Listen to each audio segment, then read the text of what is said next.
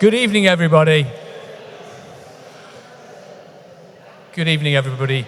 Welcome to St Leonard's Church. On behalf of the Streatham Society, I'm Robert Doyle, for those who don't know me, of the committee, and it gives me great pleasure to bring you all here tonight. I'm afraid I have to start the evening with some rather sad news. Many of you may have heard, either through the usual grapevine or by Facebook, that we in the Society were shocked to learn of the death in early February of Judy Harris. We missed her at our last meeting and assumed she had nothing worse than a little bit of the lurgy, but it appears that Judy died peacefully at home in early February. Judy was one of our longest standing members, and until very recently she was our membership secretary and editor of our newsletter. She was also very well known to many local people for her years as a teacher at Fenstanton School.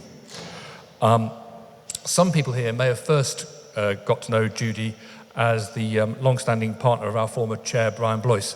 I think it was very quickly made clear by Judy that she was not a mere appendage and was most definitely a woman in her own right, and we're told that quite forthrightly. For many years, Judy helped to make Streatham a much better place, both through her dedicated work with the Society and also the personal interest that she took in all that was happening in Streatham, and in particular with Streatham's young people. Judy was a keen and long-standing member of our local history group. She wrote many books which were very well received, including biographies of the cartoonist Donald McGill, and in complete contrast, the Victorian Rupel family.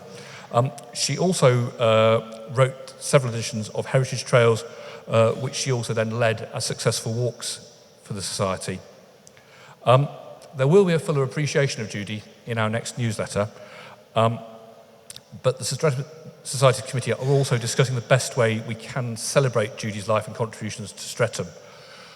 We all know that in that bluff Yorkshire way of hers, she didn't want a big fuss to be made, but we are hoping to mark her passing with something that keeps her memory alive, so we'll let you know at a future meeting. So after that rather sad start, on to the business of the evening.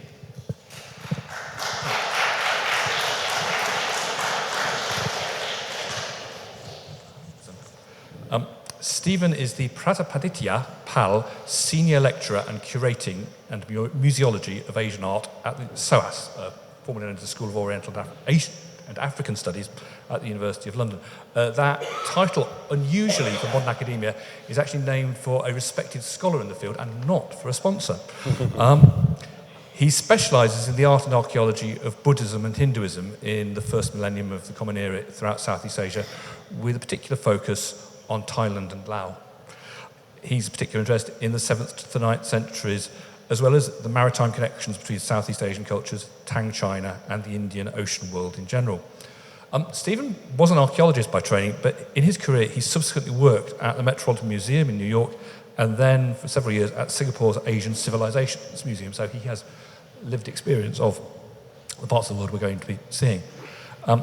In recent years, he's been engaging more with issues surrounding colonialism and the debate surrounding the limitations and possibilities of decolonising museums. And that's something we have an interest in because of the debate about the impact of the East India Company on the wealth and much of the local history in Streatham.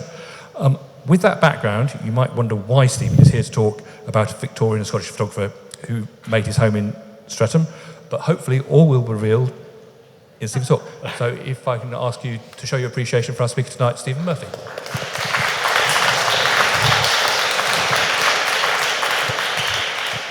Thank you. You can hear me okay? Yeah, great. Yeah, thank you first for that very kind introduction, and to Mark Berry for the invitation to come and speak.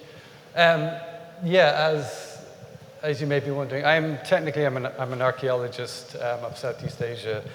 So yeah, a sort of large caveat at the start. I'm not an expert in photography, but I got interested in John Thomson in a number of ways, really through archaeology, because as you'll see, he's the first photographer to not only photograph the king of Siam and the king of Cambodia, but also major archaeological monuments as well. And there's a few other sort of ways in which my kind of career is intersected with them. So yeah, the talk that I'll give tonight really is just a sort of summary of who John Thomson was, his career. I've called it From the Courts of Siam to the Streets of London. His dates are there as well, 1837 to 1921.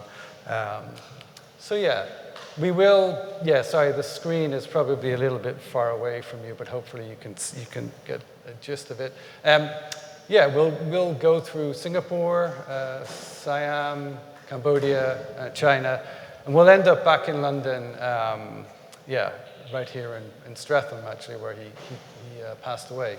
So that's the sort of geographical spread of my talk tonight. But how did I really encounter John Thomson and his work? During my PhD, sorry, that's the feedback. During my PhD, I focused on northeast Thailand, and I spent a lot of time working in Bangkok. And I actually worked as an editor part-time for a publishing company called River Books. And you'll see 3 of their publications here on the table. So during that period, River Books actually started working on an exhibition on John Thomson. And I was quite lucky. I basically proofread and edited. I didn't do more proofreading of these volumes. So that's sort of my first encounter was quite serendipitous. But then as an archaeologist, as I'm saying, we encounter his photography a lot through the monuments that we look at. So I was familiar with the photographs, but I wasn't familiar with the photographer for a long time. And as I started to work on these and get familiar with his work, I started to see sort of more connections with what I was doing. As they said in the introduction, I moved to Singapore in 2013 to work at the Asian Civilizations Museum. And we almost did an exhibition on John Thomson. So again, we were looking, there's been exhibitions done on his work that I'll talk about in a moment. So in the end, this didn't come off for various reasons in Singapore. So I've sort of been in and out of his work in sort of many ways. So that's sort of how this is sort of maybe more of a side project in terms of compared to my main daily research. But yeah, these are the books. So you'll see like two of them that are on screen here. The first one that was done was China, China through the lens of John Thomson, and it was curated by Betty Yao and Narissa Chakobongsa. And actually what happened was that Betty Yao, who I think might be familiar to some of you, was a volunteer at the Wellcome Collection. And she stumbled across the glass plate negatives, John Thomson's glass plate negatives. And they'd been sitting, I think, in the Wellcome Library archive or basement for decades, and nobody was aware of them. So essentially what they did with the exhibition is because they had the glass plate negatives, they were able to actually recreate the photographs, and so they blew them up into sort of life-size photographs. And so this exhibition has toured many different museums in the UK and Ireland. And so, yeah, some of you might be familiar with it. So do take a look at the exhibition catalogs there. So Betty and Narissa asked me to talk on a few occasions on this topic. But yeah, who was John Thomson? Why are we talking about him tonight? He was born in 1837. He's Scottish. He's born in Edinburgh.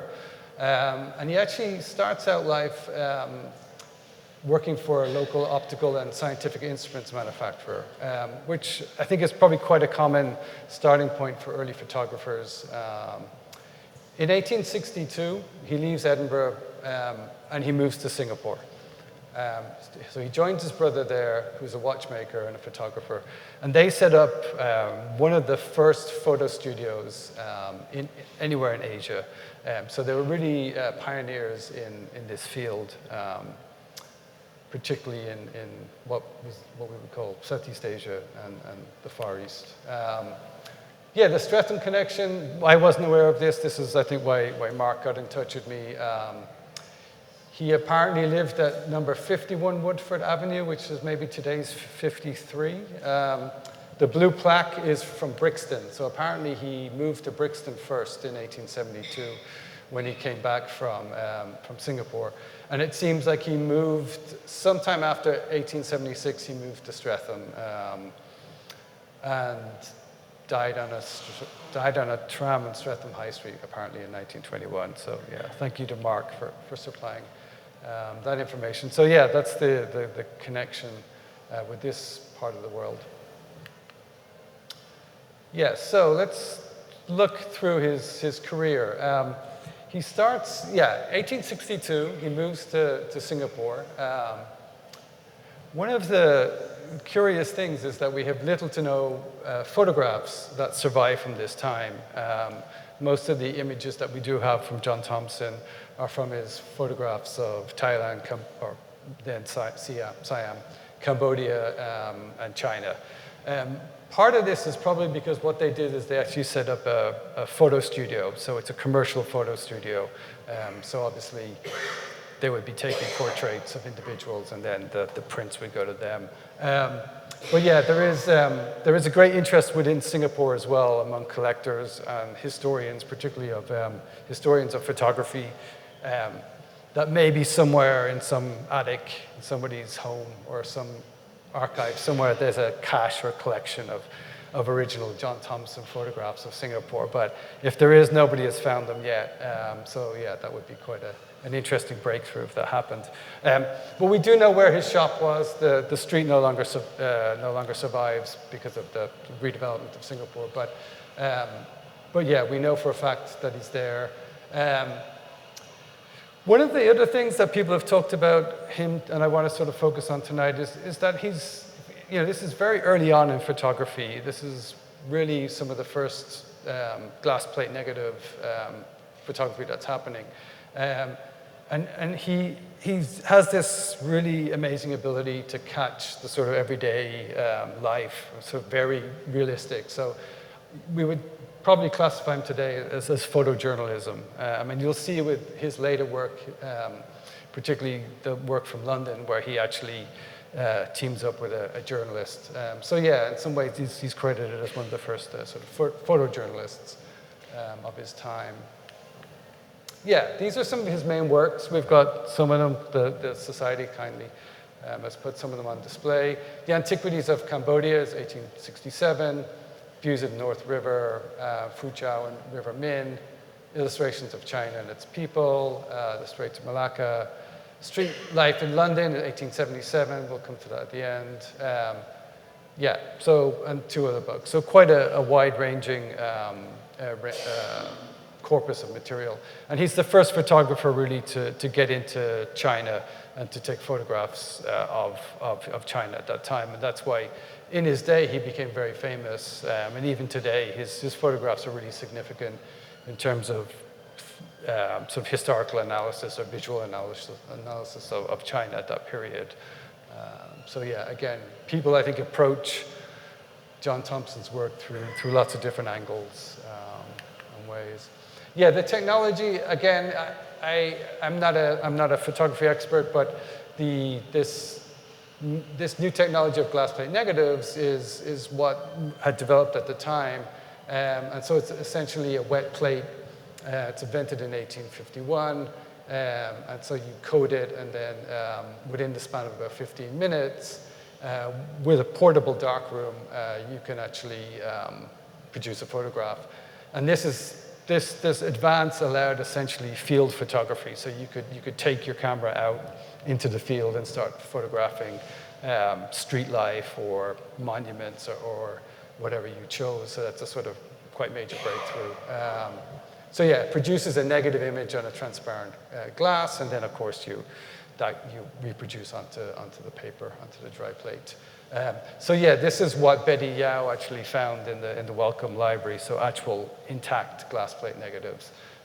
So really quite important, because usually what you get with photography is you don't get the glass plate negative surviving. You get the actual physical paper photograph from 1860 or 1870. So even if you try and digitize that and reproduce it, it could be quite grainy or not good quality.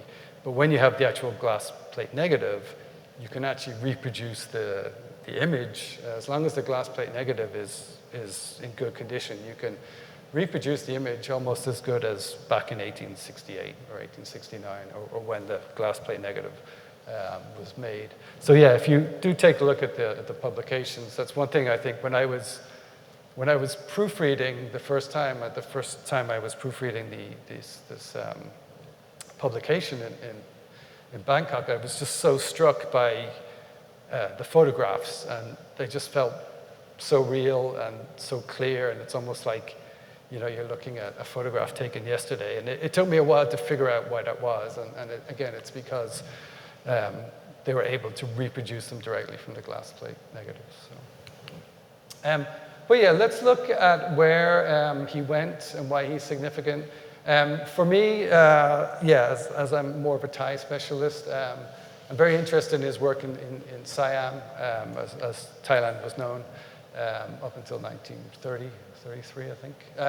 So he was there in 1865, 1866. So what he essentially did was he set up shop in Singapore, and then he would make journeys to different parts of Asia. So he actually managed to get invited to Siam at the time. And this is probably one of the most famous photographs. Anyone who does sort of Thai studies, or anyone who maybe has been to Thailand, may have actually seen these photos. This is two images of King Mongkut, that's King Rama IV of Thailand, who reigned from 1851 to 1868. And it's the first time that a Thai monarch was ever photographed. And what's interesting, hopefully you can see, hopefully it's clear enough, is that the image on the left, you see King Mongkut in both images he's in royal regalia. He's in his royal attire. But in this one, he's much more in a Western style, Western fashion. In this one, he's in a much more traditional Thai or Siamese garb. And it's interesting, King Mongkut is famous in Thailand because he's the great modernizer. He's the Thai monarch who sort of opened up Thailand to modern technology, sort of modern inventions and so on and so forth. And that's one reason why he was very open to somebody like John Thomson coming in and photographing him. And so, yeah, it's quite if any of you, anyone in Thailand, these images, you'll still see them today. You'll see them in sort of restaurants or shops or any sort of any type of sort of location where they display the Thai monarch.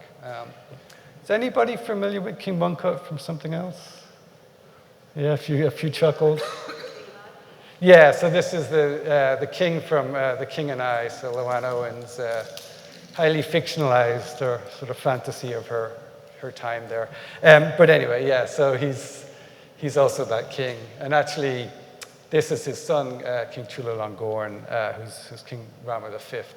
And this is, of course, the prince that she was tutoring. She is real. She did exist. She did tutor the monarch and his princes, but the whole sort of romance is probably largely fictionalized. But yeah, so again, early photographs of the Thai monarchy in there, again, sort of juxtaposing in their royal regalia, then in the very much more European style as well. Yeah, but what's also fascinating is that he not only photographs the highest echelons of society, the highest of the high. You can't get any higher in Thai society than obviously the monarch. But he's also got this equally, I think, sensitive eye for the everyday person. And you see this throughout his career, even when he goes back to the UK. So this is something that I find quite fascinating. It's sort of a egalitarianism of the lens, I think, where he's also here, he's photographing a monk and their attendants as well. So you see this throughout everywhere he went. He tries to capture all levels and strata of society. So again, this idea that he's sort of an early photojournalist, I think, kind of comes through quite clearly. So here's an oarsman, again, so quite a sort of low-ranking individual in the Thai setup. He also does landscape and architecture. So this is another thing that's quite important. So he's playing around with the sort of possibilities of architecture. So this is it in 1865. Anybody recognize this? Anybody been to Bangkok? You recognize this view? Yep, Chao Phraya River, excellent. Where do you think this photo is taken from? Huh? Not familiar enough. Has anybody been to the Temple of the Sleeping Buddha? Yeah? Yeah. So this is actually probably taken from that vantage point. There you go. That's it today. The temple's still there. So the Grand Palace would be directly behind you. So yeah, quite interesting to see the change in architecture. This again is Wat Arun, which is the Temple of Dawn, which is directly opposite, almost opposite the Grand Palace. So again, he's taking photographs, early panoramic views of Bangkok. So again, these photos are really important historically. They're some of maybe the first images, I think, of the cityscape of Bangkok. So again, in terms of if you're interested in urban planning, urban architecture, sort of historical developments of cities, yeah. That's it today. Yeah, this one's maybe a little bit more obscure. This is called the Golden Mount. Oops, there we go. Yeah, so again, he's also photographing early architectural forms of Bangkok. So yeah, very important in terms of his sort of early photography. Cambodia. In 1866, he gets permission from the Thai monarch to go to Cambodia, or to Angkor Wat. And that is because at this period, it's the early stages of what would later be called French Indochina or Indochine. But at this period, the province that Angkor Wat is part of is controlled by Siam, or Siam. So Siam has expanded out its borders. It has conquered most of what is today modern-day Laos, and about half of what is today modern-day Cambodia. And that's actually why the Cambodian monarch asked the French to come in first to try and protect him against the incursions of the Siamese. That didn't work out too well, obviously, in the end, because the French just took everything. But John Thomson gets permission from King Mongkut to go to Angkor Wat. Yeah, and there's a royal connection between Siam and Angkor as well. The Thai monarchs also trace their lineage back to Angkor and the Angkorian kings, and actually in some ways are the descendants of Angkorian culture in certain ways. This is a model that's in the Grand Palace today that King Mongkut made of Angkor Wat. So he travels, the map is probably a bit too small for you all to see, but here's Bangkok. Angkor Wat is just about here. Phnom Penh is here. So yeah, this part of what is today Cambodia is under Thai control at that period. Anyway, he goes there and he also photographs the Cambodian king, King Norodom, again in very similar attire and dress. But what he's really famous for, is Angkor Wat. People familiar with Angkor Wat? Yeah? Few of you been there? It's actually the largest Hindu temple anywhere in the world, so larger than any Hindu temple in India, for that matter. It's built in the 12th century. In the 16th century, it becomes a Buddhist temple. These spaces get reused. But at this point in time, it becomes mainly known to Europeans in 1860 when a French naturalist and explorer called Henri Mouot makes it there first and publishes he doesn't publish photographs of it, he publishes etchings of it. I won't go into the archaeology of it, but that's sort of what it looks like from the air. So this is John Thomson. He gets there in 1865. He's the first person ever to photograph it. So again, very significant in terms of seeing what the temple was like in terms of its structure, its state of preservation, what type of activities are going on around it at the time. So again, sort of from my perspective as an archaeologist, these photographs are really, quite important. This is a bit more evocative. So this is the Bayon Temple, which is another major temple within that complex. This is sort of maybe a bit more familiar, where it's all covered in forest and jungle. Yeah, and what actually happens is the French are not happy about this, because the French, as I say, they're already in the region as well. And they are trying to make these, Henri Mouot, this French naturalist, reaches Angkor first, and actually what happens to Mouot is he then goes on up the Mekong River into Laos, and he dies in Laos about 6 months later. So he never makes it back. But the French send out another expedition in 1866. And again, actually what the French are interested in here is trying to navigate all the way up the Mekong River into China. They're looking for trade routes into China. But along the way, they hear about Angkor Wat, and then they catch wind that a British photographer has bet them to it and has photographed it first. So they are pretty angry, to say the least. So they go and they take a diversion from their expedition. And this is the group of them. There's 6 of them there. Again, a few of them don't make it back. A few of them die of malaria and a few other diseases along the way. But one or two of them do. And with them is a photographer called Émile Gazelle.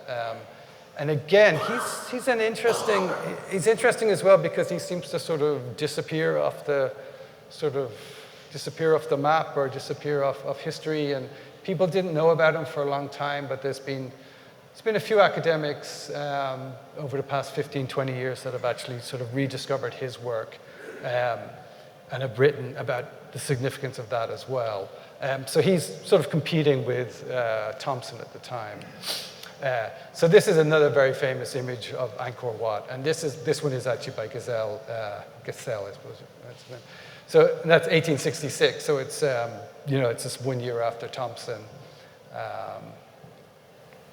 And what's interesting, he takes sort of quite a lot of architectural images as well. So again, you see this not just John Thomson at the time, you also see the French also taking these photographs. A lot of the Gazelle's material, the archive, is in the Guimet Museum in Paris, which is the Museum of Asian Art. If you've never been there, I'd recommend you pay a visit. And so a lot of this is in the archive there as well. We have them. Yeah, here's a side-by-side. So this is John Thomson's photograph of the Bayon, and this is Gazelle's photo. Exact same monument, exact same angle. Gazelle's taking it from slightly further back. But again, so hopefully you can sort of capture the idea. They're both trying to get. All right, how am I doing for time? The other, maybe actually in terms of sort of what he's more famous for is actually China and his images of China. And he makes a few trips there between 1868 and 1872. And again, he follows a sort of a similar method where he gets to know the sort of local aristocrats. In this case, this Prince Gong, who is actually the youngest brother of the emperor. He doesn't get to photograph the emperor, so it seems to be as far as he's got in the Chinese sphere. He also photographs the Minister of Foreign Affairs. So again, you start to see similar sort of subject matters. These are some of the sort of maybe more famous images. So a Manchu bride. So again, trying to capture wedding ceremonies, attire, sort of behind the scenes. And again, this is very rare for the time.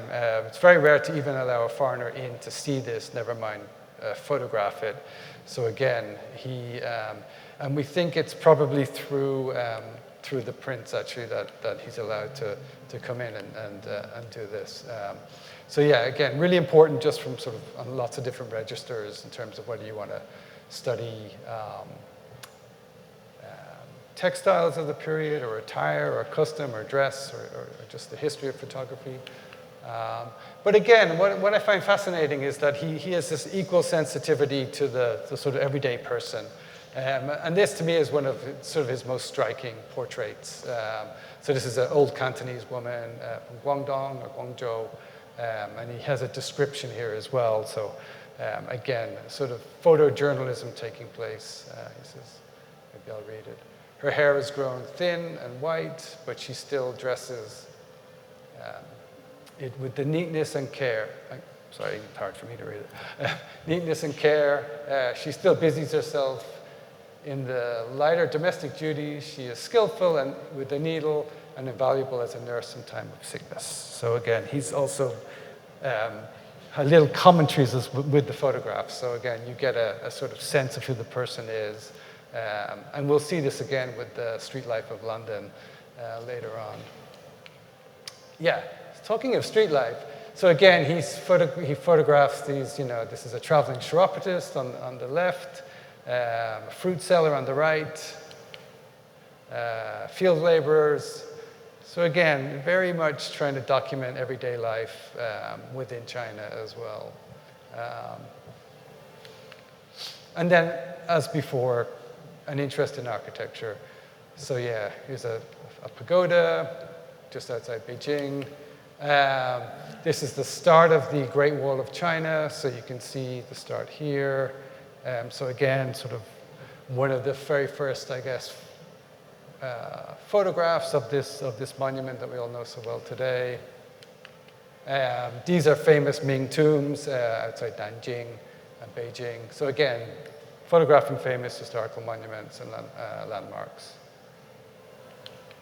Okay, to finish up, yeah, he comes back in 1872, as I said, and he settles in Brixton first, and then, as we said, he ends up in Streatham at some point. Yeah, he spends the following years lecturing, publishing on his journeys through Asia. He becomes quite a famous photographer in his day. In 1881, he's appointed photographer to the British royal family by Queen Victoria. So again, you see this interesting trajectory in his career from, first photographing the king of Siam and the king of Cambodia, one of the princes in China. And now he's actually photographing Queen Victoria as well. So it's very interesting to me that, at the same time as as I say, he's photographing all these royals, he's also photographing the everyday person. Yeah, and it's a sort of documentary photojournalism. So yeah, this is really interesting. The book is here as well. It's available online. This is the Street Life of London, so it's actually been digitized. And you can actually look at it on your computer if you like.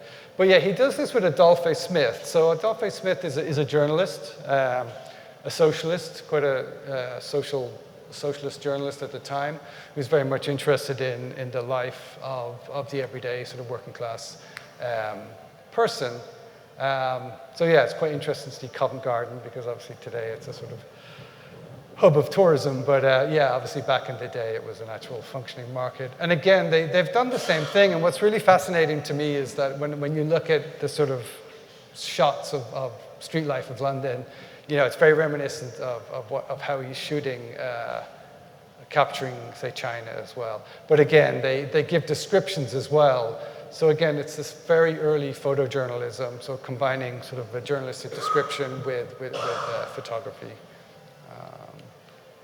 Yeah, it's a few of them. Whoops.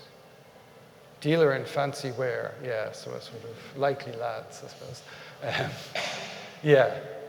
And swag sellers, they call them. So yeah, within the last 10 years, the fancy wear trade, popularly termed swag selling, has proved to be one of the most lucrative branches of our door industry. The fabulous profits it was supposed to yield and the small outlay required for stock tempted so many of the street folks to take to the swag board that the trade has been overdone, and the market glutted, and some of the old hands forced to abandon the streets and take to indoor employment. Yeah, so again, they're very evocative descriptions of street life, coupled with these very, very evocative photographs. Yeah, so a shoe shiner, the dramatic shoe black is another one. Covent Garden laborers, yeah.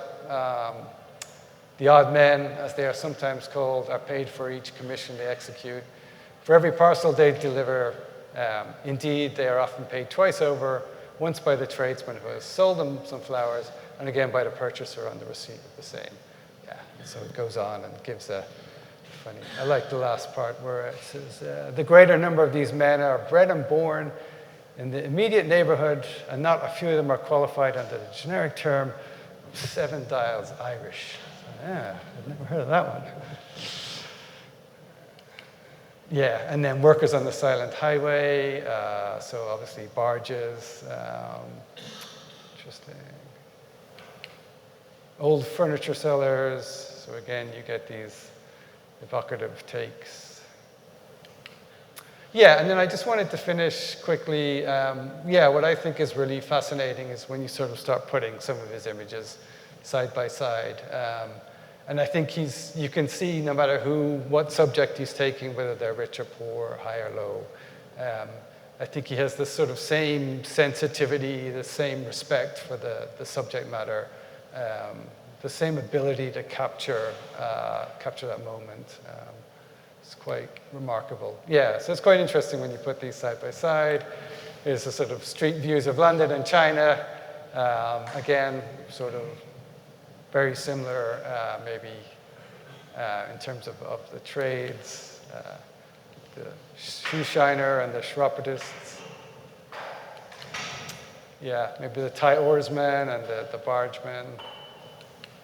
Yeah, and I thought I'd finish with this. So there's Queen Victoria, and then our Guangzhou lady.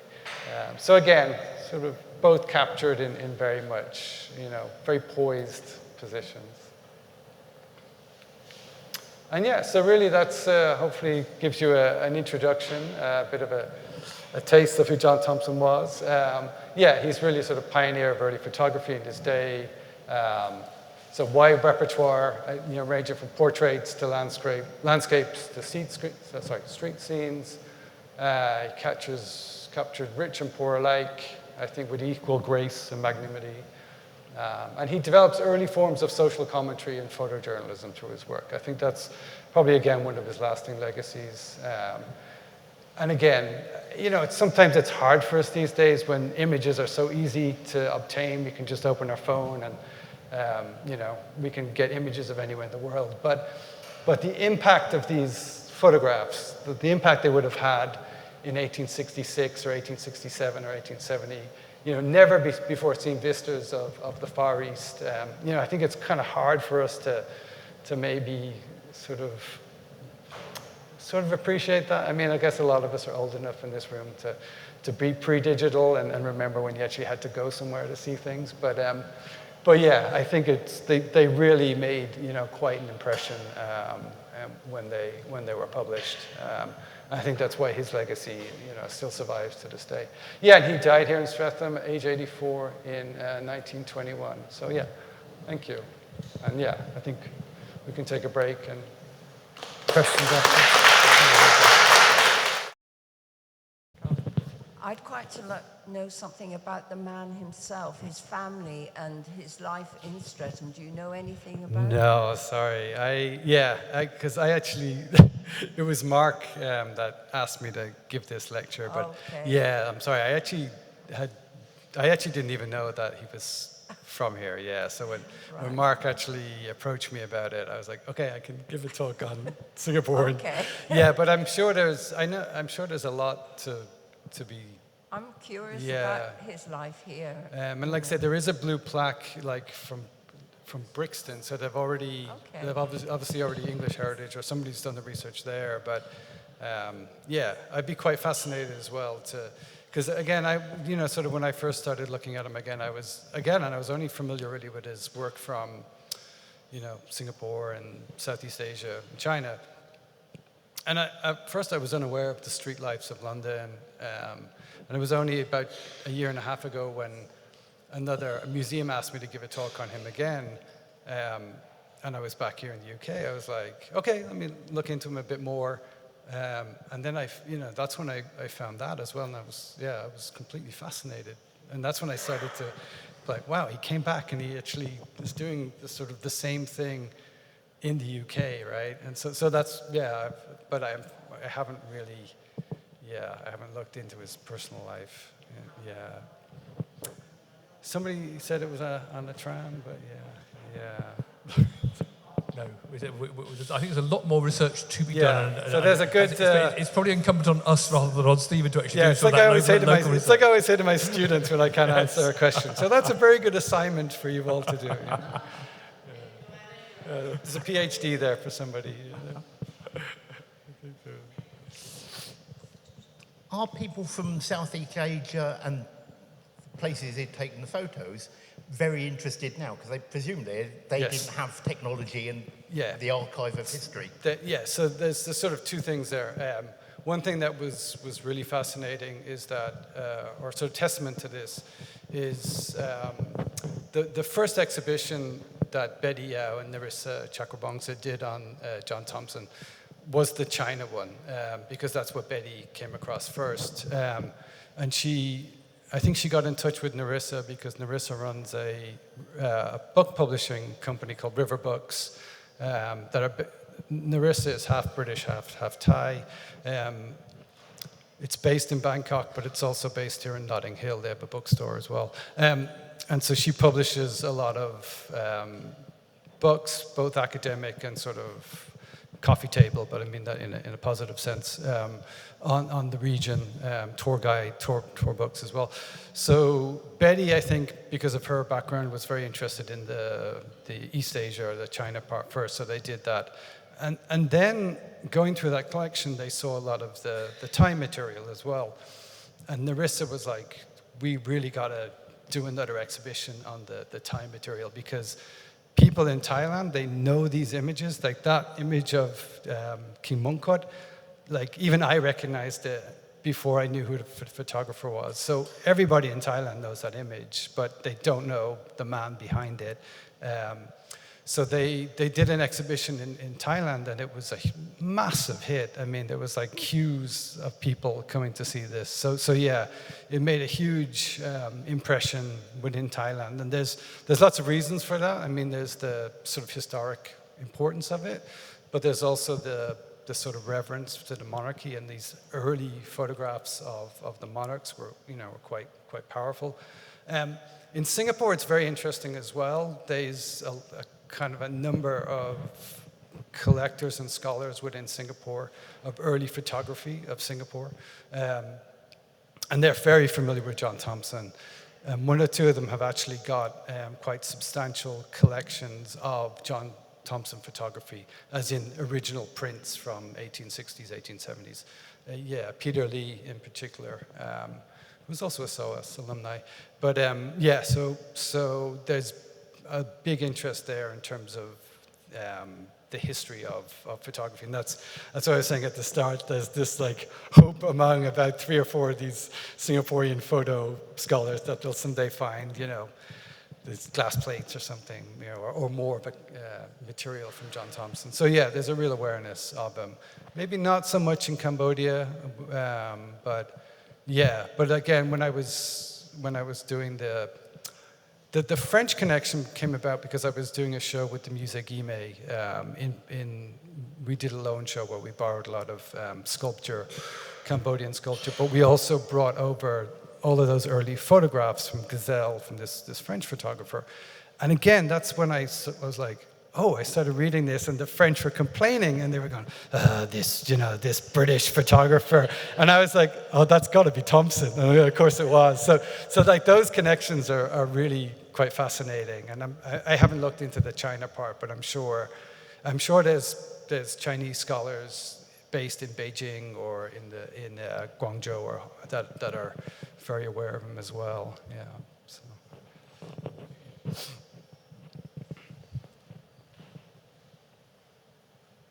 Hi. Have some of these images been useful in terms of helping locals restore buildings? And in some cases, after the Cultural Revolution, are they the only images of certain temples that are still in existence? Yeah, that's a good question. I'm not sure on the Chinese side of it, but for Angkor, yeah, these photographs, like Thomson's, but also the early photography has been really important, particularly because during the Khmer Rouge period, parts of the temples have been destroyed. So scholars have gone back and looked at early photography to see it. Also just from the sort of ethnography of it, that, when you read early French reports as well about Angkor, they say it's deserted, there's nobody there. But actually, when you look at the photographs, you can see that there was actually monks still there caring for the temple and so on and so forth. So scholars have looked at it that way, sort of reading it against the grain and actually, so that they've been useful for that case. I don't know in Thailand, has anyone sort of used them to sort of think about urban landscapes and how the urban fabric of Bangkok has changed. Yeah, I haven't seen any work on that. But I think you're probably right about certain sites in China as well, that they probably are some of the best documented images, I would imagine. Yeah, I think there are probably issues in modern day Thailand that sort of criticising some of the overdevelopment of some of the temples by over-generous commercial sponsorship is not the done thing, because it's almost seen as being an insult to the king as much as being an insult to the temple management. Sensitivities. Sorry if this has been asked before, but I was out the room. How did Thomson manage to break into the royal families of all these very prestigious royal families in the Far East? I mean, he was from a pretty humble background. How did he do it? And I mean, you explained how he went from Siam to Cambodia because it was all ruled by the kings of Siam. I'm just intrigued how he managed to do that. And then when he came back to England, he was doing portraits of Queen Victoria. Yeah, I've wondered that myself. And actually, when I was giving the lecture, I was like, I should have probably dug into that a bit more. I think there is some documentation on how he actually got in touch with King Mongkut, but I think a lot of it is because of Mongkut's fascination with new technologies. So he was very interested in astronomy, railways, modern civil service. So I think Thomson must have somehow got in and impressed upon him. And I think once he got in, into the court and won them over, then that definitely opened up the Southeast Asia dimension. I think with China, he definitely got in through, he had diplomatic connections. So obviously they were the treaty ports at the time anyway. So, because again, I think there is, I think if you read in the book, there is a description of it that those port, he was also able to get inland. So, which again was quite unusual. So I think he managed to get permission via the British colonial authorities there. But I can't remember the specifics of it. But and again, then when he comes back to the UK, right? Again, that's a question. How did he, maybe, I don't know, maybe Queen Victoria saw King Mongkut's photos. Or maybe Mongkut sent it to her, There's these interesting diplomatic exchanges going on at the time between Southeast Asian monarchs and British or European monarchs as well. So. Something else to dig into. Okay, have we got any more questions coming, or should we call it a close? I think I don't see any more. So, Gary, thank you once again, Stephen, for coming to us tonight. And can we show our appreciation?